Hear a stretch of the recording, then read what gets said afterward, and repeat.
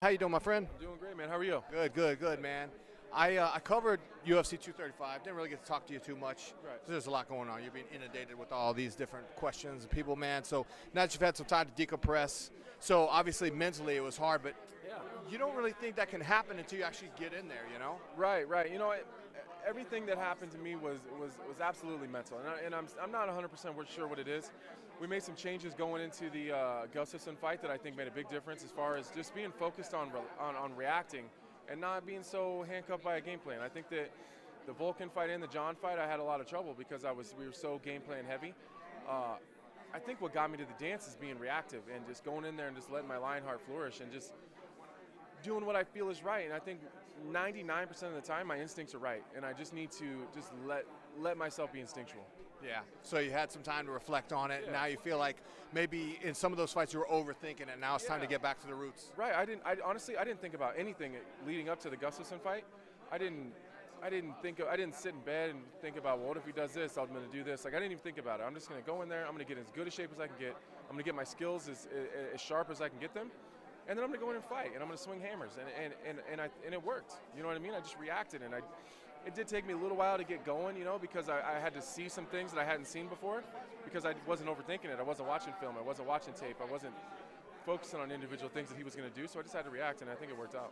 Yeah, and it does. I mean, that emotional roller coaster that you go through during a fight camp is different every single time, but there definitely be moments where the worm of doubt creeps in and you start to, like, you know, not doubt yourself, but you kind of think about things that could possibly go wrong, and then when you think too much, I mean, do you think it was the high profile or just the fact that it's John Jones or combination of things, or just you? I think I just knew how important that fight was and how important that moment was, and I think I lost track of who I am a little bit leading up to that fight, you know? I do this because I love to do it. I don't have to fight. There's a lot of other things I could do. I love to fight, and it's who I am. It's in my DNA, and during the John fight and even the Vulcan camp, it became less about loving to fight and wanting to be a world champion. It became a lot about wanting to beat John Jones. So I don't want to say I look past him, but your brain creeps to thinking about what it'll be like when you wake up that Sunday. You know what I mean?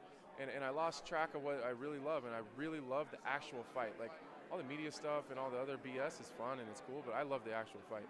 What's it like when you actually get in there with him? You know, largely regarded as the greatest fighter of all time. What are some things that he hits you with that surprises you, or looks that you see that you go, damn, I just wasn't ready for that? You know, I'm pretty aware of the things that go on around me too when I'm in there. I was really impressed with how reactive he is to his corner.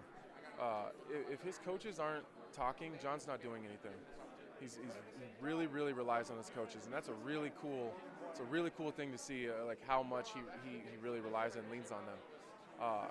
Which means that he's disciplined, and that knowing that changes a lot for me moving into the next fight when we do it again. Yeah, and well, one thing that I've always noticed from day one with him, and I talked to him about it after the fight, was his composure. And you mentioned his coaching, his ability to be coached. He does. He changes up. He makes adjustments in his game plan mid-fight, unlike no other. Right. How did his composure? He's almost a different person every round. You can tell, like, first round they had a game plan. Second round was totally different. Third round was totally different. Fourth round and fifth round were opposite of the others. So, you know, I got 25 minutes of data on John Jones, and not many people can say that. You know, so I seen 25 minutes of everything that he had. And he didn't finish you. And he did a lot of good things, but I think I did too. You know, everyone talks about me not doing anything. John didn't do a lot either. So he kept me on the outside. He nullified me. He obviously was a big kicker in that fight and kept me on the outside, a lot of body attacks. But, like, other than that, like, I stuffed most of his takedowns. I stopped all of his attacks on the ground. I neutralized him on the ground like I needed to. I mean, I did a lot, and people are missing that. What's next for you? Do you have something booked right now? No, man. I had surgery right the Wednesday after the Gustafsson fight. I broke my hand, so I had surgery, and I mean, I'm not going to be able to punch for 4 or 5 months. So I'm just enjoying the rest of the year. That was. Sorry to cut you off. That was an incredible fight, man. Thank you, man. That was an incredible. It's one of my favorite performances because it was so much fun. You know, and Alex is an incredible opponent. Yeah. Super classy guy. One of the greatest to ever do it. So I'm just happy to be a part of his journey. Unfortunate that he retired, but you know, that's part of the game. It'll happen to us all. Yeah, for sure. Well, last question, man. So obviously Johnny Bones is fighting again. I assume you'll be there front center to watch. Yep. Thiago Santos, Majeta, as they call him. What do you think, man? Does he match up well with him? Yeah, you know, Thiago can beat anybody. If he gets a clean shot on an elephant, Thiago will put it down. I'm fairly certain of that. So he's got a chance with anybody. So I think that they're both primarily kickers. I think John is probably the better, longer kicker than Thiago. And I think Thiago's going to have to lunge in, and I think John will take him down. I don't think John wants to play in that middle range with Thiago as far as brawling. And John's smart. He makes a lot of good decisions on the fly. So I think that it's going to end up on the ground, and I think that's where John has the advantage. Anthony Lionheart Smith, everybody. I'm Rodney James. Enjoy your evening, sir, and thank you so much for your time. Man. I appreciate you guys. Thank you.